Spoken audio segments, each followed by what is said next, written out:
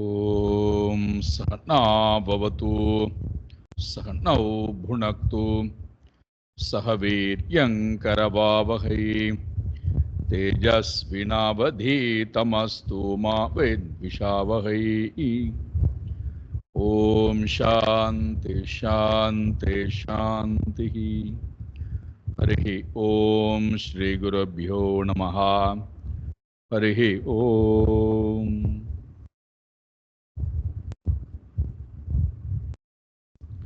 सच्चिदानंदरूपाय विश्वोत्पत्त्यादिहेतवे तापत्रय विनाशाय श्रीकृष्णाय वयं नमः. जन्माद्यस्य यतोऽन्वयात् इतरतश्चार्तेष्वभिज्ञस्वराट् तेने ब्रह्महृदाय आदिकवये मुह्यन्ति यत्सूरय तेजो वारिमृतां यथा विनिमयो यत्र त्रिसर्गो मृषा धाम्ना स्वेन सदा निरस्तकुहकं सत्यं परं धीमहि. धर्मप्रोञ्झितकैतवोऽत्र परमो निर्मत्सराणां सतां वेद्यं वास्तवमत्र वस्तु शिवदं तापत्रयोन्मूलनं. श्रीमद्भागवते महामुनिकृते किं वा परैरीश्वरः सद्यो हृद्यवरुध्यतेऽत्र कृतुभिः शुश्रूषुभिस्तत्क्षणात् निगमकल्पतरोर्गलितं फलं सुखमुखातमृतद्रवसंयुतं पिबत भागवतं रसमालयं मुहुरहो रसिका भुवि भावुका. नारायणं नमस्कृत्य नरं चैव नरोत्तमं देवीं सरस्वतीं व्यासं ततो जयमुदीरयेत्. देवीं सरस्वतीं व्यासं ततो जयमुदीरयेत्.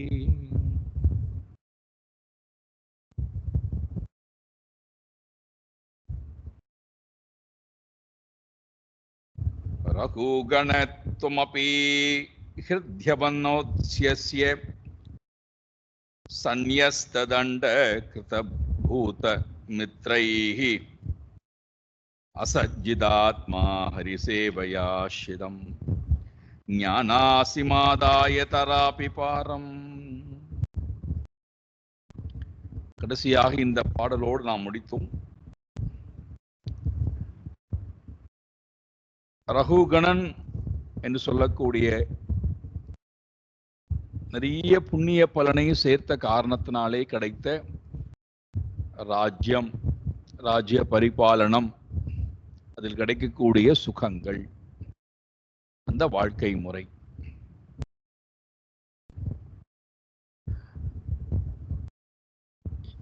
இது அதனுடைய வெளிப்பாடு என்ன? தான் உயர்ந்தவன் என்றும் எல்லோராலும் போற்றப்பட வேண்டியவன், மதிக்கப்பட வேண்டியவன், எல்லோரும் எனக்கு தொண்டாற்ற வேண்டிய இடத்திலே இருக்கிறார்கள், நான் தொண்டை வாங்கக்கூடிய இடத்திலே இருக்கிறேன் என்ற ஒரு கர்வம். அதனால் மீண்டும் மீண்டும் மீண்டும் வினைகளை சேர்த்து கொண்டே போகக்கூடிய காட்சி நம்ம ஏற்கனவே பார்த்தோம். அத்ர சர்கோ விசர்கா ஸ்தானம். ஒவ்வொருவரையும் ஒவ்வொரு ஸ்தானத்திலே இறைவன் வைத்திருக்கிறான். அந்தந்த ஸ்தானத்தில் இருந்து கொண்டு நான் இறைவனை அடைய வேண்டும் என்பதற்காக. எந்த ஸ்தானமும், எந்த ஸ்தானம் என்றால் நிலை,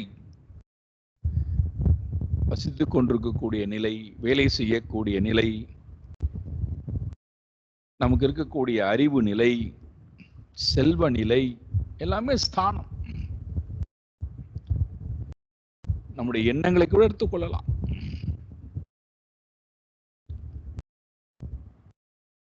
எங்கிருந்து நாம் எல்லாவற்றையும் பெறுகிறோமோ அந்த ஸ்தானத்திலிருந்து, நிலையிலிருந்து நான் நிலையான ஸ்தானத்தை பெற வேண்டும்.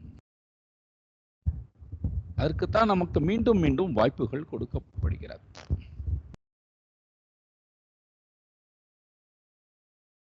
அந்த ஸ்தானத்தை மறக்கடித்து மோகிக்க வைத்து அந்த ஸ்தானத்தை பற்றின சிந்தனையே இல்லாமல் செய்து அந்த ஸ்தானத்தை நோக்கின முயற்சியவே செய்ய விடாமல் செய்து நம்மை மீண்டும் சம்சாரத்திலேயே வைத்திருக்கக்கூடிய தன்மை.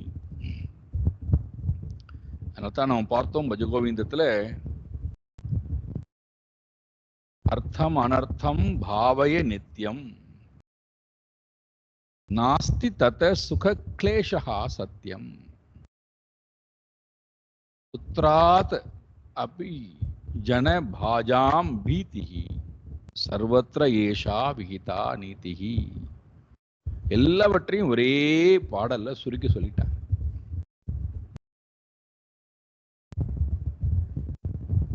எல்லாம் அது உள்ள வந்து விட்டார்.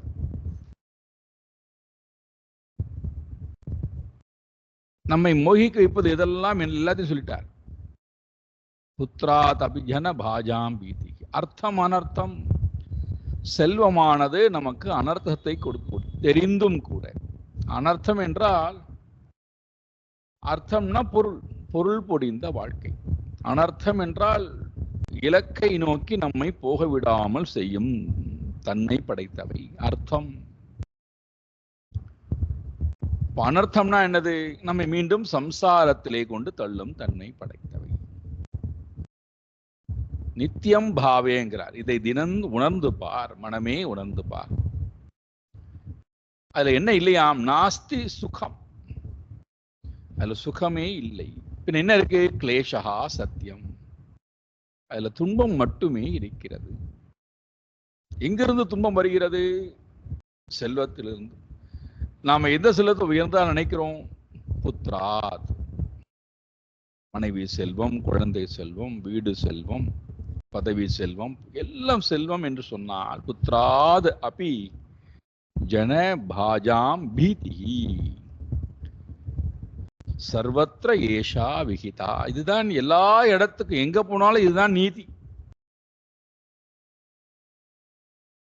இதை ரகுகணன் என்று சொல்லக்கூடிய ராஜாவிற்கு தன்னுடைய வாழ்க்கையிலிருந்து எடுத்து போதிக்கிறார் ஜடபரதர்.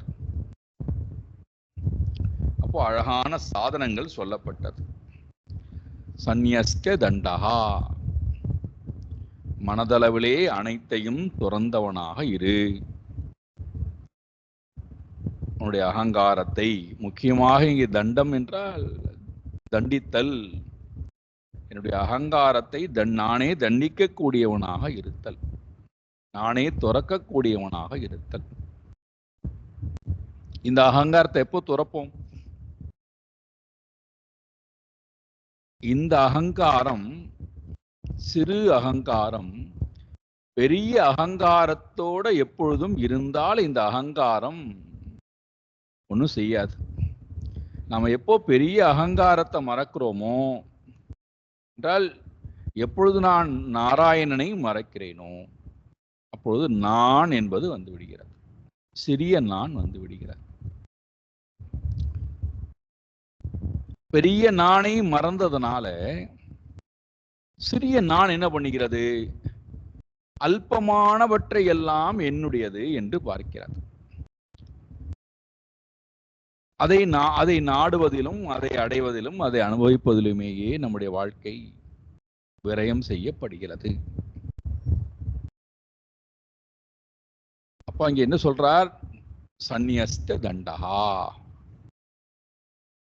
மனமே, ரகுகணனுக்கு சொல்றார், மனதிலிருந்து அனைத்தையும் தூக்கி எறிவாயாக. இரண்டாவது சாதனம் பார்த்தோம். கிருதஹா பூத மைத்ரஹா. பூத மைத்ரஹா கிருதஹா. எல்லா ஜீவராசிகளிடத்திலும் மைத்ர பாவத்தை வைத்துக்கொள். அன்பு காட்டக்கூடியதை உறுதி செய்து கொள். கருணையுடன் இருந்து கொள். மூன்றாவது பார்த்தோம், ஹரி சேவையா. ஹரிசேவையாசிதம். எப்பொழுதும் நாராயணனுடைய சேவையிலேயே எப்பொழுதும் விருப்பம் உடையவனாக இரு. நாலாவது, ஞானாசினம் ஆதாய. ஞானம் என்று சொல்லக்கூடிய நல்ல வலிமையான வாளால், ஞானம்ங்கிற வாழ் மற்ற எல்லாம் சகாயம் பண்ணிக்கிறது.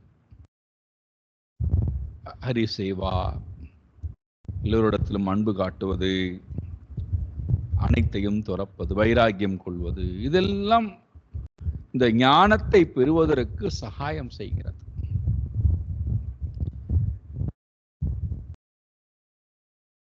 எப்படி ஒரு அறுவை சிகிச்சை செய்ய வேண்டும் என்று சொன்னால் அதற்கு முன்னாடி என்னென்னலாம் செய்கிறார்கள்? நம்முடைய உடம்பை முதல்ல தயார்படுத்துகிறார்கள், உள்ளத்தை தயார்படுத்துகிறார்கள். அதன் பிறகு உள்ளுக்குள்ளே போனதுக்கு பிறகு மயக்க மருந்து கொடுக்கிறார்கள், மறக்கடிக்கிறார்கள். அதன் பிறகு அவனுக்கு அந்த மருத்துவருக்கு அங்கே தேவைப்படக்கூடிய சாதனம் பிளேடு தான்.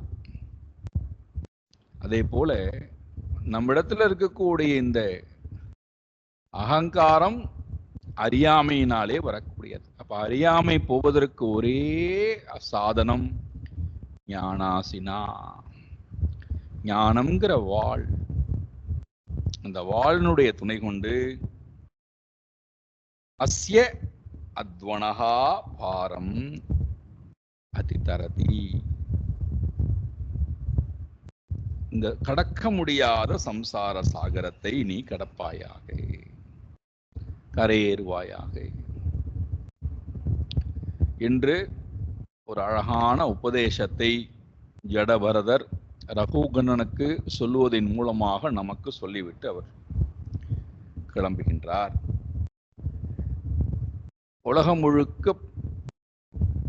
பிரயாணம் செய்து ஆத்ம ஞானியாகவே அவதூதனாகவே வாழ்ந்து விட்டு போகிறார். அழகான செய்தியை முடிக்கிறார். நமோ மகத்யோஸ்து நம சிசுபியோ நமோ யுவபியோ நம ஆவடுபியா ஏ பிராமணா காம வதூதலிங்காத் சரந்தி தேப்யஹ சிவமஸ்து ராஜ்ஞாம்.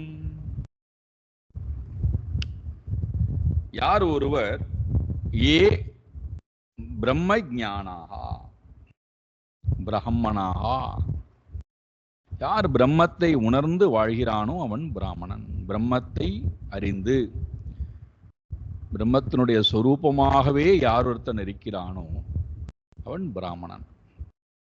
அப்பேற்பட்ட ஏ பிராமணாகா, அவனுக்கு என்ன அடையாளம்? அவதூத லிங்காகா. ரொம்ப அழகான சொல், அவதூத.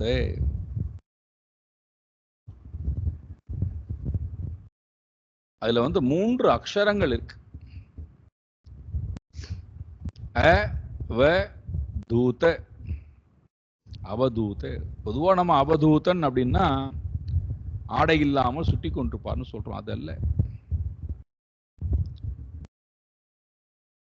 அ என்பது அக்ஷரம் பிரம்ம, அழிவற்ற பிரம்மஸ்வரூபமாகவே, அந்த பிரம்மஸ்வரூபத்தை உணர்ந்தவனாகவே அவன் இருக்கிறான். அக்ஷரத்வாத், அழிவற்றவனாக ஆகிவிட்டான்.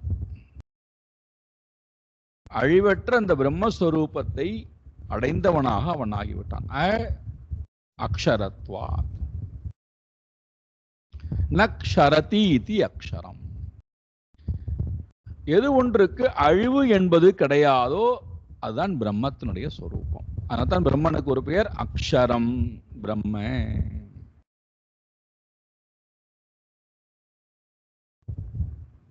ஏகாக்ஷரம் பிரம்ம. அதான் பிரம்மத்தை சுட்டி காட்டக்கூடிய இன்னொரு அக்ஷரம் ஓம். அக்ஷரம் நக்ஷரதி. அதை எதை ஒன்னாலும் அழிக்க முடியாது. அதனால தான் அர்ஜுனன்ட்ட பகவான் சொல்றார், நைனம் சிந்தந்தி சஸ்திராணி நைனம் தகதி பாவகா நச்சைனம் கிளேதயந்தி ஆபஹா நசோஷயதி மாருதா.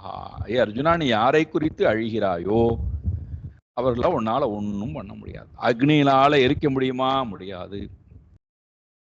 ஜலத்தால நினைக்க முடியுமா? முடியாது. காற்றுனால உலர்த்த முடியுமா? முடியாது. ஆயுதங்களால குத்தி கொள்ள முடியுமா? முடியாது. பின்னது எப்பேற்பட்டது? நஜாயத்தே மிரியத்தே வா கதாச்சித். அதுதான் நம்ம ஒவ்வொருத்தருடைய ஸ்வரூபம். அதை உணர்வதுதான் பிரம்ம ஞானம். அதை உணர்ந்தவன் தான் பிரம்ம ஞானி. என்னை நான் அறிதல், அழிவற்றவனாக அறிதல்.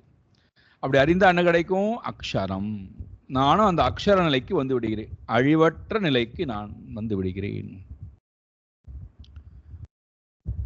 அப்பேற்பட்டவன் இந்த உலகத்திலே வ இஸ் ஈக்குவல் டு வரிஷ்டத்வாத்.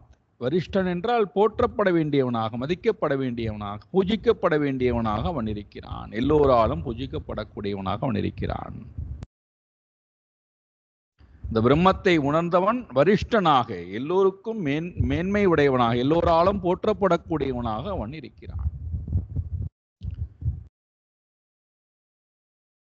அப்போ மூணாவது அக்ஷரம் தூதஹா. தூதஹா என்றால் எல்லா பாபங்களும் எல்லா புண்ணியங்களும் அவனை விட்டு முழுமையாக சென்று விட்டது. பகவான் கீதை சொல்றார் அல்லவா, நிர்தூத கல்மஷாகா. அனைத்து விதமான கல்மஷங்களும், புண்ணிய பாபங்கள் அத்தனையும், எத்தனையோ ஜென்மத்திற்கு சேர்த்து வைத்திருக்கக்கூடிய சஞ்சிதம், ஆகாமி, பிராரப்தம் அத்தனையும் தூதே என்றால் நீக்கப்படுகிறது, அழிக்கப்படுகிறது. யாரொருத்தன் ஞானத்தினாலே தன்னுடைய புண்ணிய பாபத்தை எரித்து கொண்டானோ, அழித்து கொண்டானோ, அப்பேற்பட்ட இந்த உலகத்துல அவதூதனாக வாழ்கிறான். கடைசியில தா என்று சொல்லக்கூடிய அக்ஷரம் தத்துவமசி. த என்பது தத்துவமசி. அந்த சொரூபமாகவே அவன் ஆகிவிட்டான். அப்போ அவதூத என்பதற்கு பிரம்ம ஞானி என்று பொருள். இந்த பிரம்ம ஞானியாகவே ஜடபரதர் இந்த உலகத்திலே வாழ்கிறார். எப்படி வாழ்கிறாராம்? எல்லா விதமான அனுபவங்களும் இருமையாக இருக்க, இந்த இருமைகள் எதுவும் தன்னை பாதிக்காதவராய், உடலும் இந்திரியமும் மனதும் அசைவற்ற நிலையிலே, நிபிருத்த கரணோகோ, எந்த விதமான சலனமும் கரணங்களிடத்திலே இல்லை, அசைவற்ற நிலையிலே. எப்படி கடல்ல அலைகளே இல்லாமல் இருந்தால் எவ்வளவு பேர் அமைதி இருக்கிறதோ, அதே போல இந்திரியங்களிலும் பேரமைதி, மனதிலும் பேரமைதி.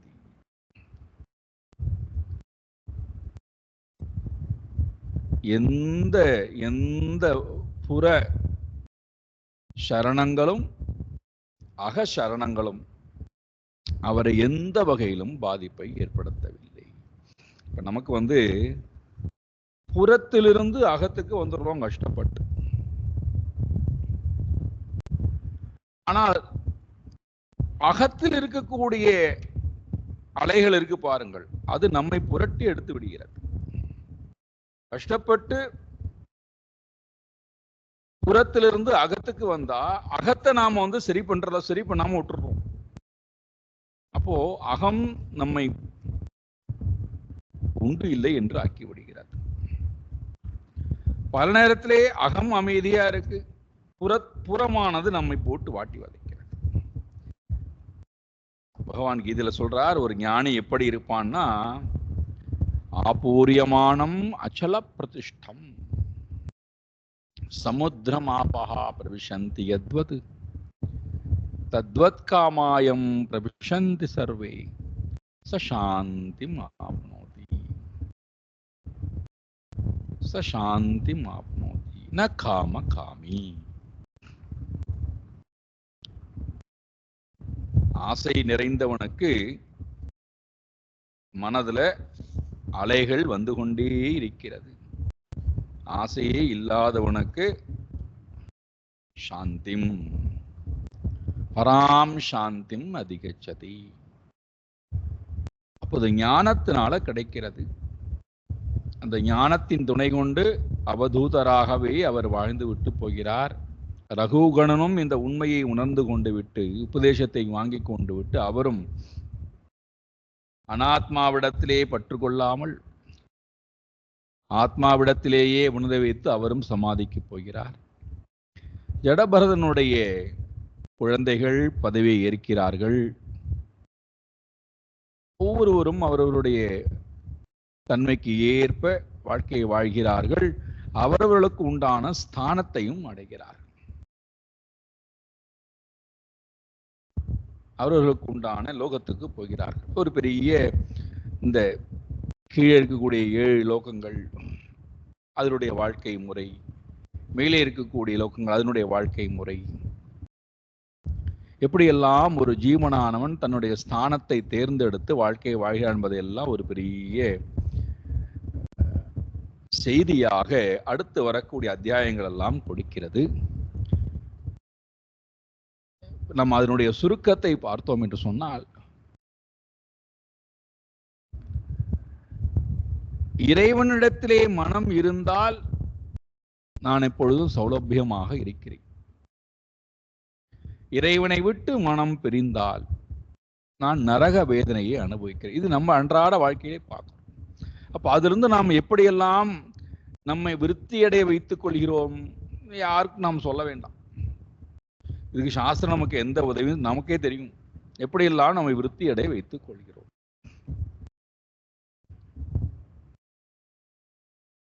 உதாரணத்துக்கு பாருங்களேன், ஆலயத்துக்கு போகிறோம். ஏன்னா நமக்கு தெரிந்த உதாரணம் அதுதான். வேற எந்த உதாரணம் கொடுத்தாலும் சரியா இருக்காது.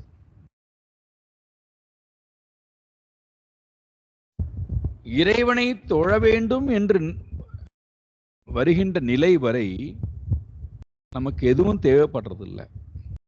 இறைவனை தொழுதுக்கு அப்புறம் தான் மற்றது எல்லாமே அப்படின்னு முடிவு பண்ணிட்டோம் என்றால்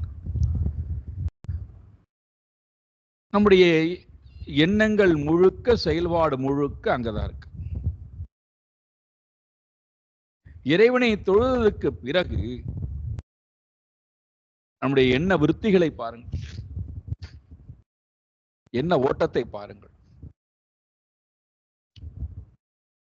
ஆலயத்தை சுற்றி இருக்கக்கூடிய பிரகாரங்களை எல்லாம் உற்று நோக்குவது, யார் யார் வந்திருக்கிறார்கள், யார் யார் என்னென்ன பேசுகிறார்கள், யார் யார் என்னென்ன சாதனங்கள் கொண்டு வந்திருக்கிறார்கள், ஆலயத்தில் இருக்கக்கூடிய பிரகாரங்களிலே என்னென்ன சிற்பங்கள் இருக்கிறது, என்னென்ன கலை அம்சங்கள் இருக்கிறது, இதெல்லாம் நமக்கு பார்க்கணும்னு தோணலை. இறைவனை பார்க்கணும்னு முடிவு பண்ணதுக்கு பிறகு நமக்கு இதெல்லாம் பார்க்கணும்னு தோணலை, இது ரசிக்கணும்னு தோணலை. எப்பொழுது இறைவனை தரிசித்து விட்டேனோ, இறைவனை தரிசித்தாகிவிட்டது அப்படின்னு மனம் சொல்லியாச்சுன்னா உடனே சுற்றி இருக்கக்கூடிய அத்தனையும் பார்க்க. இன்னும் கொஞ்சம் வெளியில வந்தோம் என்று சொன்னால் என்னென்ன கடை வீதிகளில் என்னென்ன கடைகள் இருக்கிறது, என்னென்ன சாமான்கள் இருக்கிறது, என்னென்ன வாங்கி கொண்டு போகலாம், நம் வீட்டுக்கு என்ன உபயோகப்படும், நம்முடைய நண்பர்களுக்கு என்ன வாங்கி கொண்டு போகலாம், இந்த சிந்தனைகள் எல்லாம். அப்ப எப்படி நாம் இந்த ஸ்தானத்தை விரிவடைய வைத்துக் கொண்டே போகிறோம் என்று பார்த்தால், பகவான் கீதையில சொல்லுவதை போல வியவசாயாத்மிகா புத்திஹி ஏகஹா அவ்வியவசாயாத்மிகா புத்திஹி பகுஷாகாஹா அனந்தாஹா. ஒரு மரத்துல இருக்கக்கூடிய பல கிளைகளை போல நம்முடைய எண்ண அலைகள் விரிவடைந்து கொண்டே போகிறது. எப்பொழுது? புத்தியில ஸ்திரத்தன்மை இல்லாத போது. புத்தியில ஸ்திரத்தன்மை இருக்கு, இறைவன் தான் என்னுடைய வாழ்க்கையின் இலக்கு அப்படின்னா ஒரே ஒரு இடத்துக்கு வந்துருவோம். பகுஷாகா, கிளைகளிலிருந்து, விதவிதமான கிளைகளிலிருந்து ஒரே ஒரு நிலைக்கு மனம் வந்துடும். அதுதான் அடைய வேண்டிய இலக்கு. அந்த ஸ்தானத்தை பற்றி கொண்டே என்னுடைய மனம் சென்றது என்றால் அது சொர்க்கம். அதை விட்டு பகுஷாக்காக பலவாறாக எண்ணங்கள் பிரிந்தால் அதுதான் நரகம். இப்ப அந்த எண்ணங்களை, இறைவனை பற்றின அந்த எண்ணங்களை மனதிலே வைத்துக் கொண்டு பிறவிகள் தோறும் எப்படி அதை நான் வளர்ப்பது? அதுதான் 6வது ஸ்கந்தத்தினுடைய சாரம்.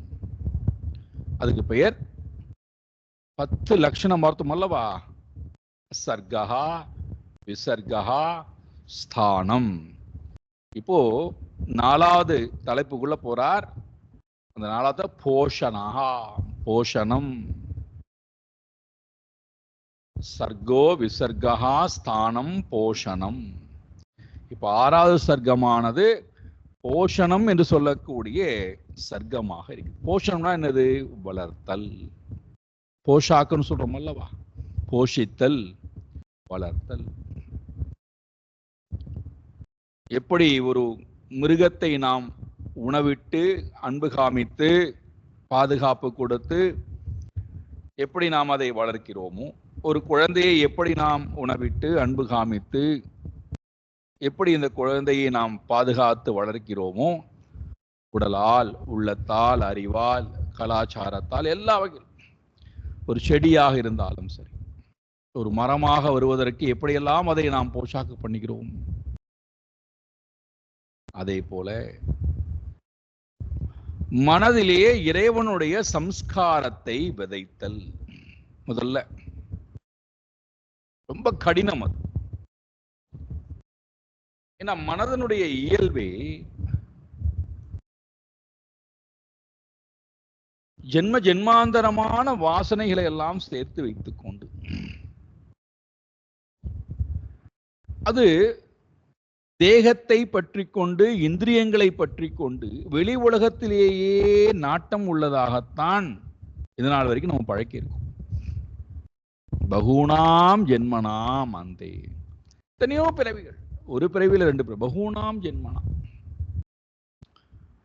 அதனால தான் ரொம்ப கஷ்டப்படுகிறோம் புறத்திலிருந்து அகத்துக்கு மனதை திருப்புவதற்கு. ரொம்ப பிரயத்தனப்பட வேண்டியிருக்கிறார். அவ்வளவு சுலபமாக புறத்திலிருந்து அகத்துக்கு மனம் வருவது என்பது அவ்வளவு கடினம். அதனால்தான் நம்ம பார்க்க போகின்றோம், கோத்தகிரி கேம்புல திருவள்ளுவர் இறைவனை அடையாமல் இருந்தால் என்ன உனக்கு கிடைக்கும் அப்படின்னு சொல்றார். பிறவி பெருங்கடலை அவர்கள் நீந்த மாட்டார்கள். ஏன் நீந்த மாட்டார்கள்? இறைவனடி சேராதார். உள்ளம் இறைவனுடைய அடியை சேரல அப்படின்னா பிறவி பெருங்கடல் நீந்துதல் ரொம்ப ரொம்ப கடினம். அப்போ ஒவ்வொரு பிறவியா மனதுல இறைவனுடைய ஸ்மரணத்தை விதைத்துக் கொண்டே வருகிறோம். இறைவனுடைய ஸ்மரணம் மனதிலே ஆழமாக இருக்கிறது அப்படின்னு எப்படி தெரியும்? என்ன பிரமாணம்? அதுக்கு தெரியணும் அல்லவா? நான் இறைவனுடைய ஸ்மரணையை ஜென்ம ஜென்மாந்திரமாக விதைத்துக் கொண்டு வந்திருக்கிறேன். அத இந்த ஒரு ஸ்கந்தத்துல அழகான ஒரு சம்வாதத்தின் மூலமாக, ஒரு கதையின் மூலமாக, ஒரு சம்பவத்தின் மூலமாக காட்ட போறார். போஷாக்கு பண்ணுது. பிறவிதோறும் நல்ல சம்ஸ்காரங்களை வளர்த்து கொண்டே வருவது. அது ஈஸ்வர சம்ஸ்காரமாக இருந்தால் அது நம்மை சம்சாரத்திலிருந்து காப்பாற்றுகிறது. லோக சம்ஸ்காரமாக இருந்தால் அது நம்மை மீண்டும் மீண்டும் வினையிலே கொண்டு தள்ளுகிறது. போகத்திலும், வினை என்றால் செயல், செயலிலும் செயலுடைய விளைவிலும் அந்த விளைவு கொடுக்கக்கூடிய போகத்திலும் அந்த போகத்தினால கிடைக்கக்கூடிய வாசனையிலும் வாசனையினாலே உண்டான ஜன்மத்திலும் மரணத்திலும் கொண்டு போய் நம்மை தள்ளுகிறது. இப்ப எனக்கு இறைவனுடைய சம்ஸ்காரமானது, இறைவனை பற்றின சிந்தனையானது பிறவிதோறும் செய்யப்பட்டு இந்த பிறவிலே இறைவனை நான் நினைக்கின்றேன், இறைவனுடைய சம்ஸ்காரம் என்னுடைய மனதில் இருக்கின்றது என்பது எப்படி தெரியும்? எப்படி நான் அதை தெரிந்து கொள்வது?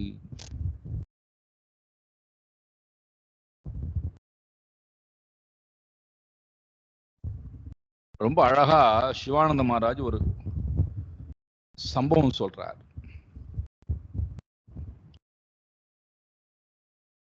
ஒரு பெரிய முற்றும் துறந்த துறவி ஒருவர், ஞானி ஒருவர், ஒரு கிராமத்தினுடைய எல்லையிலே யாருடைய தொந்தரவும் இல்லாத இடத்திலே ஒரு சிறு குடில் அமைத்து அங்கே அவர் தவம் ஏற்றிக் கொண்டிருக்கிறார். அந்த கிராமத்திலே பெரிய செல்வந்தர் வீட்டிலே திருடிய திருடர்கள் செல்வத்தை எல்லாம் திருடலாம், அந்த வீட்டில் போய் இவ்வளவு செல்வம் இருக்கு திருடலாம் என்று திருடிக்கொண்டு வருகிறார்கள். ஒரு வீட்டில் திருடியாச்சு, இன்னொரு வீட்டிலையும் திருடி விடலாம், பக்கத்தில் இருக்கக்கூடிய செல்வந்த வீட்டை திருடி விடலாம் என்று சொல்லிவிட்டு அந்த வீடு இன்னும் கொஞ்சம் தூரம் இருக்கிறார். இப்ப திருடிக்கொண்டு வரும்போது காவலர்கள் பார்த்து விடுகிறார்கள். இப்ப காவலர்களிடத்திலிருந்து தப்பிக்கணும், எல்லோரும் ஓட.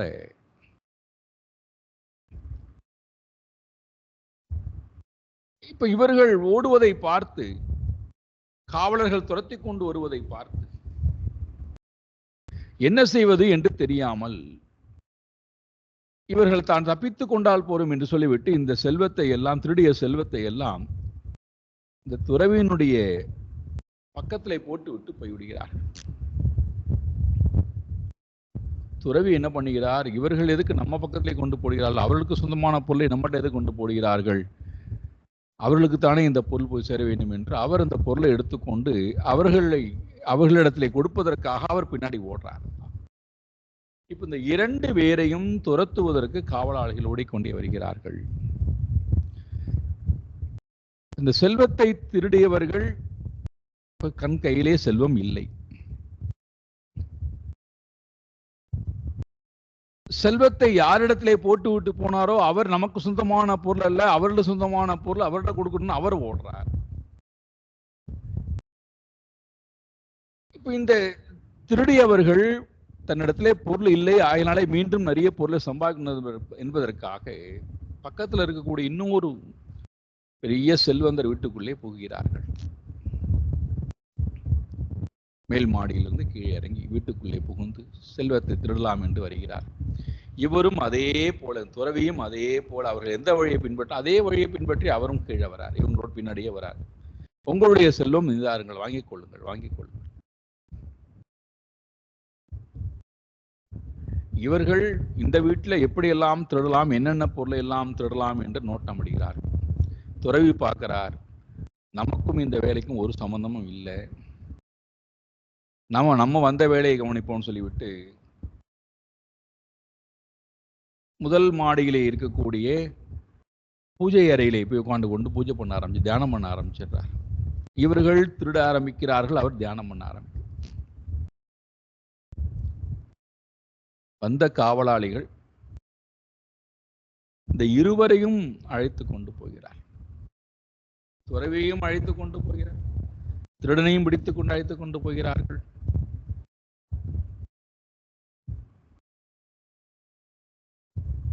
மேலதிகார இடத்திலே ஒப்படைக்கப்பட்டு நீதிபதி இடத்திலே போகப்பட்டு இந்த இரண்டு பேரையும் கொண்டு நிப்பாட்ட துறவி சொல்றார், இவர்கள் என்னிடத்திலே கொண்டு வந்த பொருளை போட்டார்கள், நான் அந்த பொருளை அவர்களிடத்தை கொடுப்பதற்காக நான் போனேன், எனக்கும் இதுக்கு எந்த சம்பந்தம் இல்லை, நான் இறைவனை தொழக்கூடியவன், இறைவனால் தொழப்பட்டேன், இப்பொழுது இறைவனால் எங்கே வந்து நின்று கொண்டிருக்கிறேன், இவரை முதல்ல விடுவியுங்கள், இவர் எந்த தவறும் செய்யவில்லை, விடுவியுங்கள்.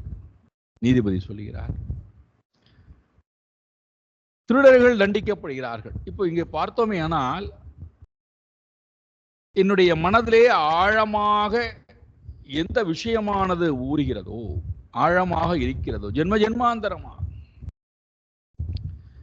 அந்த விஷயத்தை நோக்கித்தான் இந்த பிறவியிலும் மனம் ஓடும். என்னை சுற்றி என்ன நிகழ்வு இருந்தாலும் சரி, என்னை சுற்றி எவ்வளவு கஷ்டங்கள் இருந்தாலும் சரி, குறைபாடுகள் இருந்தாலும் சரி, குறைகள் இருந்தாலும் சரி, உடல் குறைகளாக இருந்தாலும் சரி, அழகு குறைவாக இருந்தாலும் சரி, குலத்தின் இழிவான குலமாக இருந்தாலும் சரி, செய்யக்கூடிய காரியத்திலே குறைபாடுகள் இருந்தாலும் சரி, செல்வத்திடத்திலே குறைபாடுகள் இருந்தாலும் சரி, உறவுகளிடத்திலே குறைபாடுகள் இருந்தாலும் சரி, எல்லா குறைபாடுகளும் இருந்தும் உள்ளத்திலே தாரித்ரியம் இருக்காது. அஷ்ட தாரித்ரியம் சொல்றோம் அல்லவா, அந்த அஷ்ட தாரித்ரியமும் புறத்திலே இருக்கலாம், அகத்திலே தாரித்ரியம் என்பது இந்த பக்தனை பொறுத்த மட்டுக்கும் இருக்க வாய்ப்பு இல்லை. இவனுடைய உள்ளம் தானாக இறைவன் இடத்திலே ஓடுகிறது. இப்ப நமக்கு அந்த உள்ளம் போகாமைக்கு காரணம் என்ன? முதல் காரணம், அந்த சம்ஸ்காரத்தை நாம் ஆழமாக விதைக்கவில்லை. அதனால தான் அப்பப்போ போய்விட்டு திரும்பி ஓடி வந்து விடுகிறது. ஒரு க்ஷணப்பொழுது போகிறது, மீண்டும் உலகத்திலே ஈர்க்கப்படுகிறது. அங்கே போய் நான் ரமிக்கலாம் என்று இருந்தாலும் ரமிக்க விடுவதில்லை. காரணம், என்னுடைய சம்ஸ்காரத்திலே ஆழமாக அந்த இறைவனுடைய ஸ்மரணம் இல்லா தன்மை. என்னை சுற்றி இருக்கக்கூடிய நிகழ்வுகள் எல்லாம் என்னை பாதிப்பதற்கு காரணம் ஆழமான சம்ஸ்காரம், ஈஸ்வர சம்ஸ்காரம் இல்லாமை. அப்போ அதனால்தான் என்ன ஆகிறது, இந்த விஷயங்கள் எல்லாம் பெரிதா தெரிகிறது. இந்த குறைபாடை சரி செய்துவிட்டு நான் வந்து விடுகிறேன், இவர்களுக்கு இன்னென்ன கடமைகளை செய்துவிட்டு வந்து விடுகிறேன், இவர்களுக்கு இன்னென்ன விஷயத்தை தொண்டாட்டி விட்டு வந்து விடுகிறேன், இவர்களுக்கு இன்னென்ன காரியங்களா செய்து முடித்த அப்புறம் தான் இதற்கு நான் வர முடியும். அப்போ எதெல்லாம் நமக்கு பெரிதாக தெரிகிறது அப்படின்னா, மீண்டும் இந்த கர்ம வினைக்கு உண்டான செயல்பாடுகள், அது கொடுக்கக்கூடிய பலன்கள், அது கொடுக்கக்கூடிய வாழ்க்கை முறை, இதுதான் நமக்கு ரொம்ப ரொம்ப பெரிதாக தெரிகிறதே தவிர, எல்லாவற்றையும் விட ரொம்ப ரொம்ப சிரேஷ்டமானவன் இறைவன், மேலானவன் இறைவன். அவனை நாடுவதற்காக தான் இந்த பிறவியை எனக்கு இறைவன் கொடுத்திருக்கிறான், அவனை நாடுவதே வாழ்க்கையின் இலக்கு என்கின்ற அந்த எண்ணம் நம்முடைய மனதிலே வராமல் தடுக்கப்படுவதற்கு காரணம், நம்முடைய மனதிலே ஆழமான அந்த சம்ஸ்காரங்கள் இல்லா தன்மை.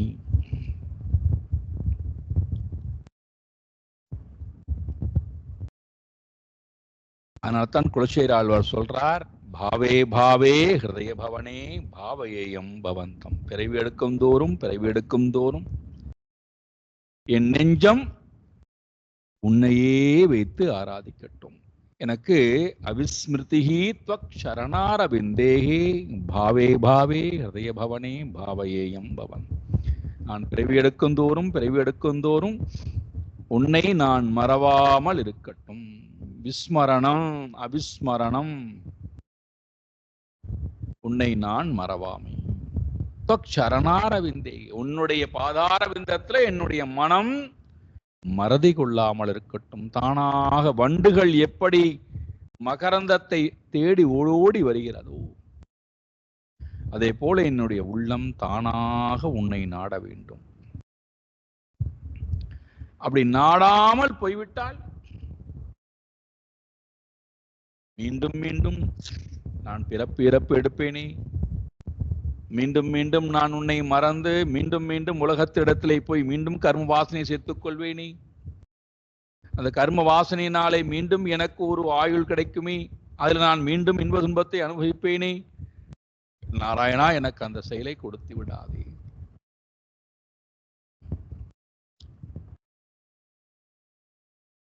அடி மனதில், ஆழ் மனதில் இறைவனை நான் நினைத்து கொண்டே இருக்கிறேன்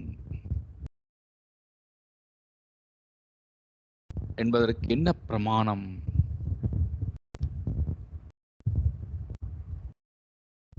இறப்பு வரும் காலத்தில் எல்லா சிந்தனத்தையும் விட்டுவிட்டு லோக சிந்தனம், தேக சிந்தனம், சாஸ்திர சிந்தனம் அத்தனையும் விட்டாச்சு. ஈஸ்வர சிந்தனம் ஏவ அஸ்தி. இறைவனுடைய சிந்தனம் மட்டும்தான் மனதிலே இருக்கிறது.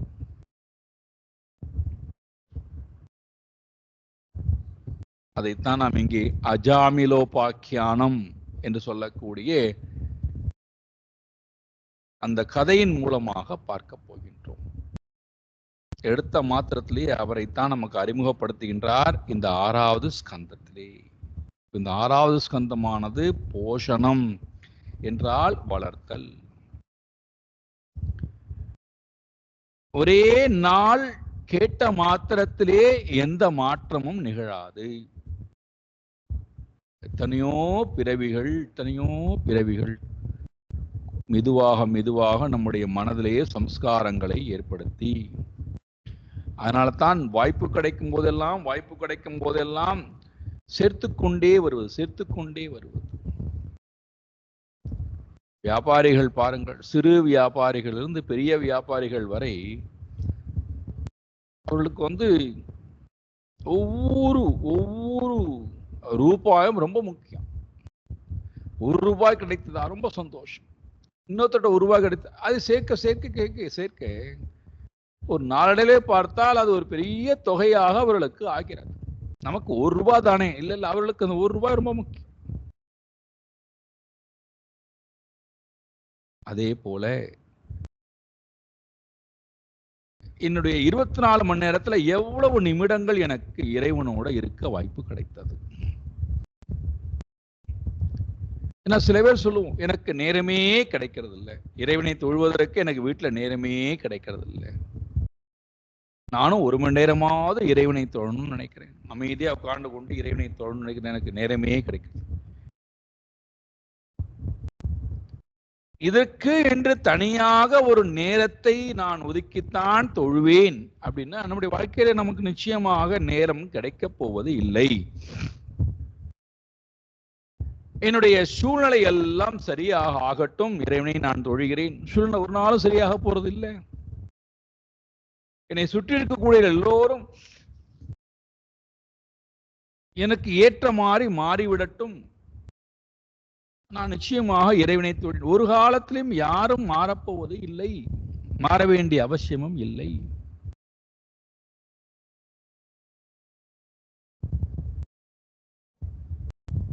எனக்கு கிடைக்கக்கூடிய ஒவ்வொரு க்ஷணத்தையும்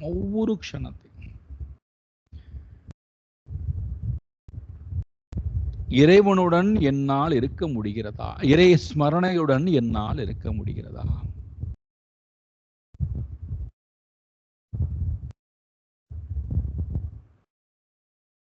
அதுதான் நாம் உண்மையிலேயே சம்பாதிக்கக்கூடிய பெரும் செல்வம்.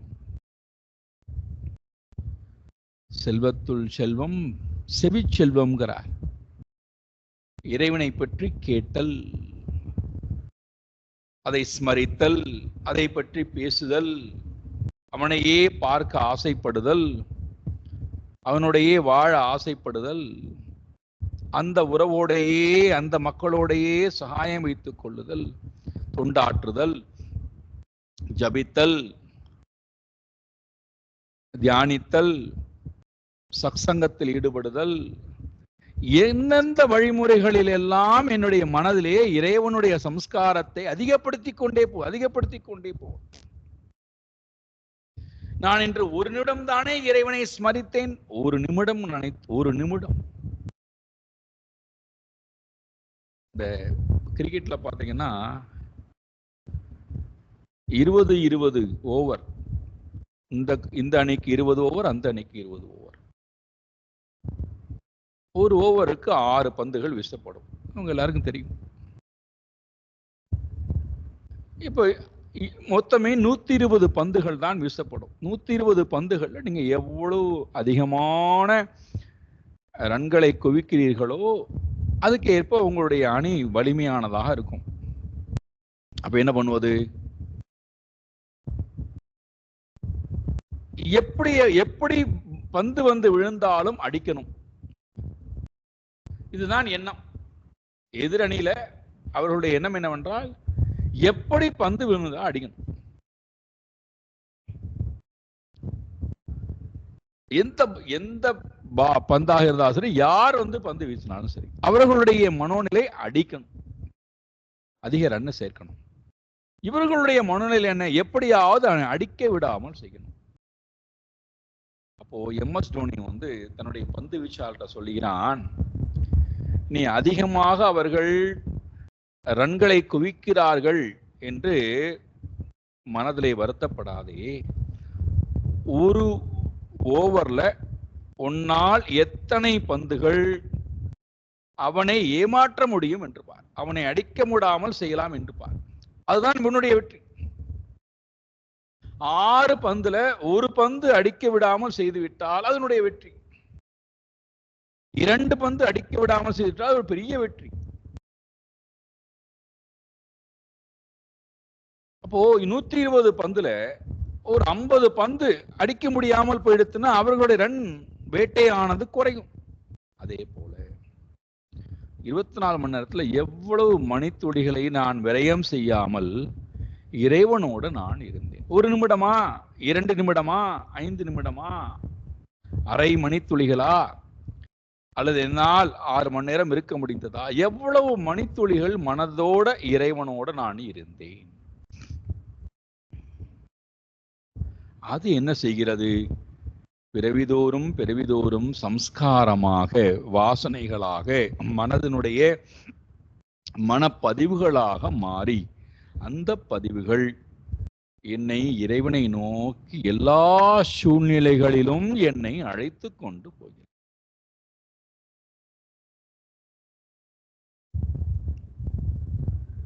அப்ப இவர்களுக்கு இது குறைபாடாக இருக்கிறதே, இது நிறைவாகட்டுமே, இவர்கள் எல்லாம் என் பின்னாடி வரட்டுமே, இவர்களும் ஆன்மீக பாதைக்கு வரட்டுமே, இவர்களும் இறைவனை தொழட்டுமே, இவர்கள் இறைவனை தொழுவதற்காகத்தான் இந்த விஷயத்தெல்லாம் ஏற்பாடு செய்கிறோம்.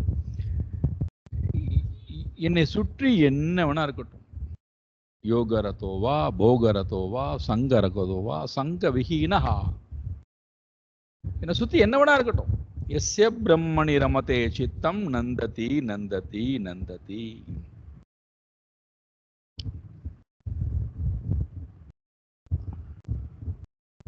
இதுதான் போஷாக், வளர்த்தல். என்னுடைய மனதிலே நான் தொடர்ந்து இறைவனை பற்றின சிந்தனையை நான் வளர்த்தல். அவ்வளவு சுலபமான விஷயம் அல்ல.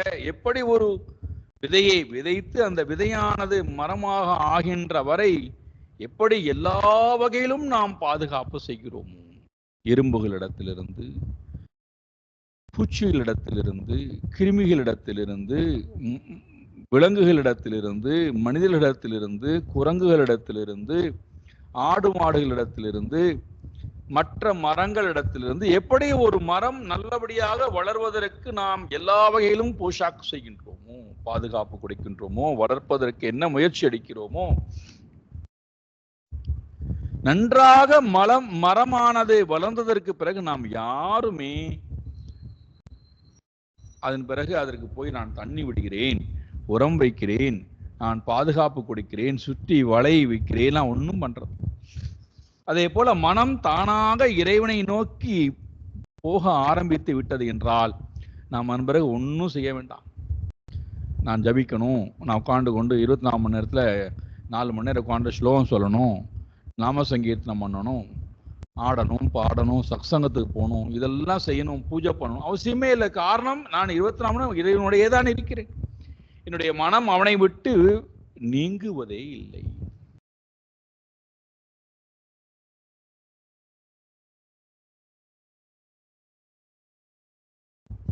இது செய்யப்படவில்லை என்றால், ஒருவேளை இது நான் செய்யாமல் போயிட்டா என்ன ஆகும்? என்னுடைய மனம் 2 வாசனையை ரொம்ப ஆழமா பிடிச்சு. ஒன்று லோக வாசனா, மற்றொன்று தேக வாசனா. அது எப்படி உங்களுக்கு புரியும்படியா சொல்லணும்னா, ஆசையையும் பாசத்தையும் வலிமையாக பிடித்துக்கொள். ஆசையிலும் பாசத்திலும் போய் மனமானது தன்னைத்தானே பலவந்தமாக கட்டி. ஆசை என்பது தேக வாசனா, பாசம் என்பது லோக வாசனா. லோக வாசனை என்பது மனதை சார்ந்தவை. ஆசை ஆசை என்பது தேக வாசனா, தேகத்தை சார்ந்தவை. அப்போ ஸ்தூல சரீரத்தையும் சூக்ஷ்ம சரீரத்தையும் சார்ந்து இருக்கக்கூடிய நிலைக்கு நான் தள்ளப்படுகிறேன். யாரு? இந்த அகங்காரி. லோக வாசனையிலும் தேக வாசனையிலும் நான் என்கின்ற அபிமானம் வைத்திருக்கிறானே, அந்த அபிமானி. தமோகுணம் ரஜோகுணத்திடத்திலே அபிமானம் கொண்ட அந்த அபிமானம். அப்ப இவன் எங்க வரமாட்டான்? சாத்வீக குணத்திற்கு வருவது என்பது நடக்கவே நடக்காது. இவனுடைய நாட்டம் முழுக்க எங்க இருக்குண்டான்னா லோக வாசனா, தேக வாசனா. அப்போ சாஸ்திர வாசனை இவனுக்கு எட்டா கனியாக இருக்கிறது. சத்துவகுணத்துக்கு வருவது என்பது ரொம்ப ரொம்ப ரொம்ப ரொம்ப கஷ்டமானதாக இருக்கிறது. பாருங்களேன், சத்துவகுணத்துக்கு நாம் வரணும், எப்பொழுதுமே சத்துவகுணத்திலேயே நாம் இருக்கணும் என்பதற்காகத்தான் நம்முடைய அன்றாட பிரயாணம் இருக்கல்ல. காலையில் எழுந்ததிலிருந்து 4 மணிக்கோ 5 மணிக்கோ நாம் எழுந்து கொள்றோம் வைத்துக் கொள்ளுங்களேன். அதிலிருந்து நம்முடைய பிரயாணமானது சத்துவகுணத்திலிருந்தே துவங்க வேண்டும் என்பதற்காகத்தான் சந்தியாவந்தனம், பிராத்தஸ்மரணம் அப்படின்னு ஆரம்பித்தார். அங்கிருந்து நம்முடைய பிரயாணம் ஆரம்பிக்கிறது. பெண்கள் என்று சொன்னால் அவர்களுக்கு ஒரு விதமான ஒரு வழிமுறையை ஏற்படுத்தி கொள்கிறார்கள். துளசி மாடத்திலே போய் விளக்கேற்றி வைத்து விட்டு அங்கே போய் அர்ச்சனை செய்துவிட்டு உடனடியாக ஓடோடி வந்து குளித்து விட்டு தன்னுடைய பிரயாணத்தை, இறைவனோடையே தன்னுடைய பிரயாணத்தை அவர்கள் சத்துவகுணத்திலேயே வைத்திருத்தல். ஆண்கள் தன்னுடைய பிரயாணத்தை சத்துவகுணத்தை வைத்திருப்ப சந்தியாவந்தனம் 4:30 6 மணி வரை.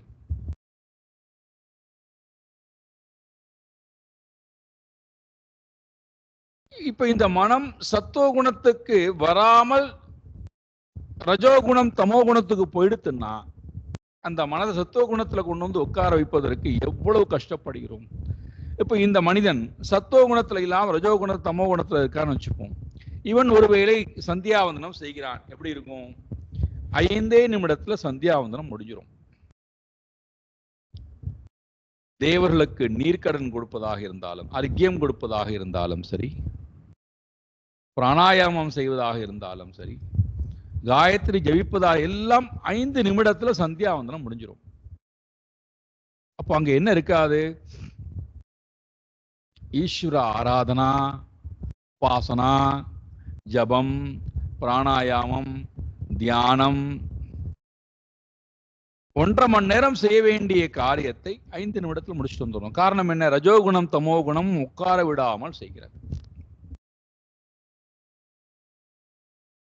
அப்ப இவன் சத்துவகுணத்துக்கு வருவது போராட்டம் தான். காரணம் ஆசையும் பாசமும் அவனை பிடிச்சு இழுக்கிறது. இறைவனை நான் மறந்தேன் அப்படின்னா நான் எங்க இருப்பேன்? தேக வாசனா, லோக வாசனா. அப்போ இந்த 2 இருக்கும்போது எதுல நம்ம அதிகமா இருப்போம்? எதுல கொண்டு போய் தள்ளப்படுவோம்? தேக வாசனையும் லோக வாசனையிலும் இருந்தால் எதுல தள்ளப்படுவோம்னா தேக வாசனை இருக்கிற வரைக்கும் கர்மத்தில் தள்ளப்படுவோம். வேற வழியே கிடையாது. கர்மம் செஞ்சே ஆகணும். அப்ப தொடர்ந்து அது நல்ல கர்மமாக இருந்தாலும் சரி, தீய கர்மமாக இருந்தாலும் சரி, கர்மத்திலேயே வந்து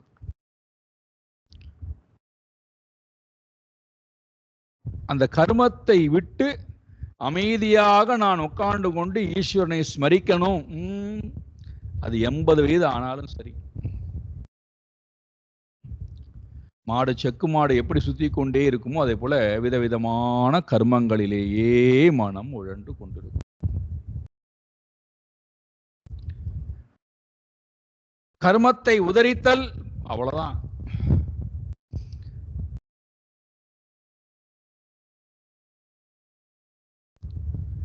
பாசத்திலே இருக்கும்போது மோகத்திலே நான் இருக்கிறேன், பயத்திலே நான் இருக்கிறேன், சோகத்திலே கொண்டு போய் என்னை தள்ளுகிறது. அப்ப நான் சதா சர்வ காலமும் பந்தப்பட்டவனாக இருக்கின்றேன். உறவுகளிடத்திலே பந்தம், குலத்திடத்திலே பந்தம், எல்லாவற்றிலும் பந்தப்பட்டவனாக இருக்கிறேன். அந்த பந்தத்திலிருந்து என்னை நான் மீட்டுக்கொண்டு பந்தமற்றவனாய், மனதளவிலே பந்தமற்றவனாய் நான் இறைவனை ஸ்மரித்தல் என்பது கற்பனை பண்ணி கூட நம்மளால பார்க்க முடியாது. அப்ப இந்த ரெண்டும் எனக்கு வேண்டாம் என்றால், என்னை கொண்டு போய் மீண்டும் மீண்டும் காமிய கர்மமாக இருந்தாலும் சரி, அல்லது தர்மம்ங்கிற பெயரை செய்யக்கூடிய கர்மமாக இருந்தாலும் சரி, இதுல கொண்டு போய் என்னை மீண்டும் மீண்டும் தள்ளக்கூடிய தேக வாசனா,